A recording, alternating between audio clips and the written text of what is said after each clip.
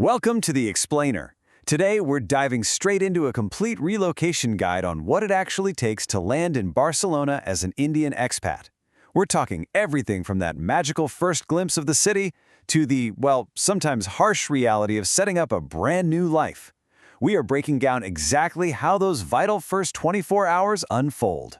You know, after months of agonizing visa approvals, endless packing, and those really emotional farewells, the author wrote this: "I had dreamed about moving to Europe for years."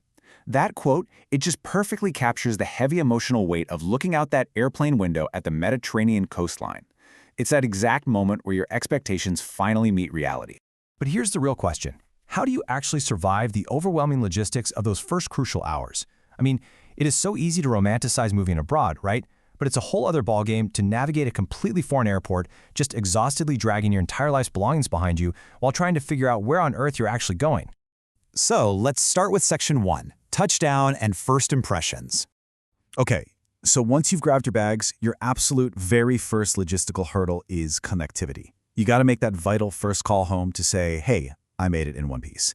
Now, while major providers like Vodafone, Movistar, and Digi are front and center at the airport, you'll see many South Asian expats gravitating right towards Yuptel. Why? Because of its incredibly cheap international calling rates to India. It is literally an absolute lifeline on day one. Stepping outside the terminal, new SIM card in hand, the cultural contrasts hit you instantly. Boom. You are trading the familiar, buzzing, wonderfully chaotic energy of Mumbai or Delhi for quiet, palm-lined streets and shockingly silent public transport. Honestly, it's the very first tangible proof that you are, for sure, very far from home. Moving right along to Section 2, Navigating the New City. So now you're faced with balancing time and money. Do you take the quick but slightly pricier Aerobus? Do you brave the incredibly networked metro, hop on the Roadalies train, or just give in and grab a taxi? Whichever route you choose, this ride is your first real, unedited view of the city center.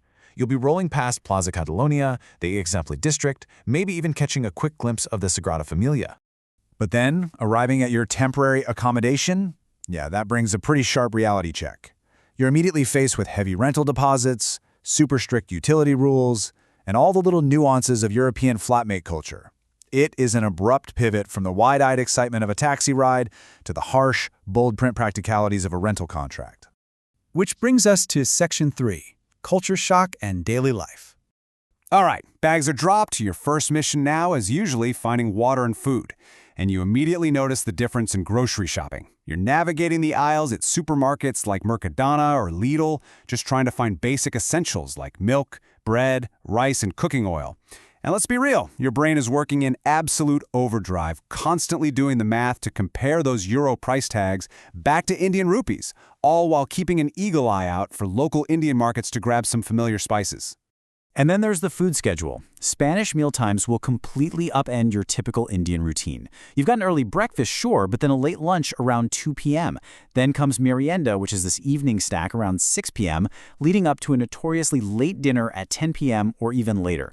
If you're a newly arrived expat with a growling stomach at 7:30 p.m., well, good luck finding an open kitchen.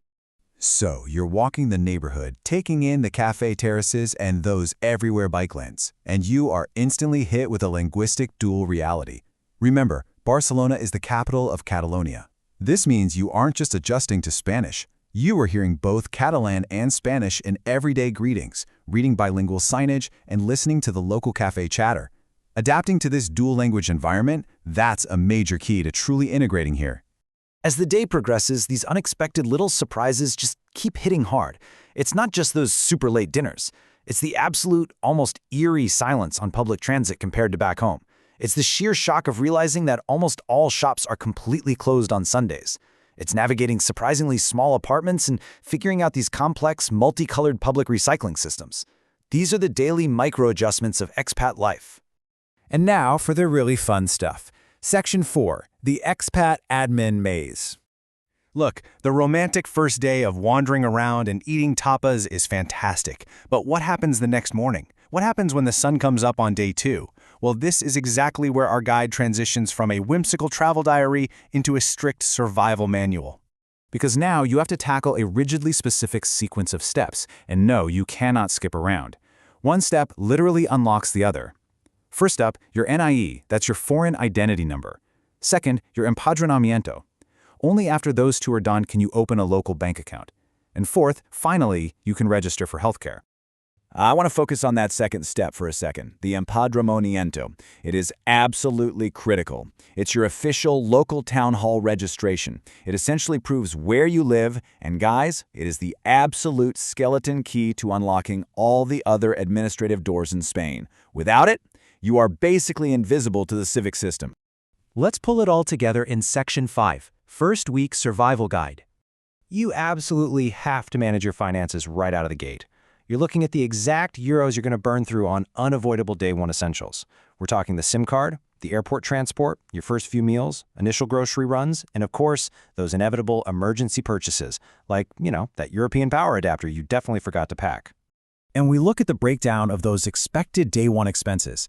Temporary accommodation and rental deposits just swallow the biggest slice of the pie by far. It is a stark, unavoidable reminder to any prospective expat. Whatever budget you think you need for your first month, add a substantial buffer for those heavy upfront housing costs. Trust me on that one. So, to avoid the top mistakes most Indian expats make, you really need a strict survival checklist to guide those chaotic first few days. This means prioritizing your documentation, actively hunting for permanent housing, getting your banking set up, securing healthcare, and yes, initiating language learning and networking right away. When everything else feels foreign, structure is your absolute best friend. Finally, after walking thousands of steps, figuring out the metro, hauling groceries, and stressing out over paperwork, you retreat to your room. As you watch your very first sunset over the city, you're unpacking not just your physical luggage, but the emotional weight of your entire journey. It's a moment of profound reflection on your career ambitions, the sacrifices your family made back in India, and your own deeply ambitious dreams for personal growth. As the author realized, and I love this quote, Barcelona no longer felt like a distant European city I had only seen in photographs. By the end of my first day, it had already started becoming home. It's just such a hopeful resolution to a wildly chaotic day. You realize that this intimidating, beautiful city has actually already begun to embrace you. This explainer has taken us through an incredible, truly transformative journey. We've gone from the raw anxiety of the immigration line all the way to the quiet reflection of a Barcelona sunset, and it leaves us with a final provocative thought about stepping out into the unknown. When the time comes to pack up your life and cross an ocean, what will your first 24 hours in a new world look like? Thanks so much for joining me, and I'll catch you on the next explainer.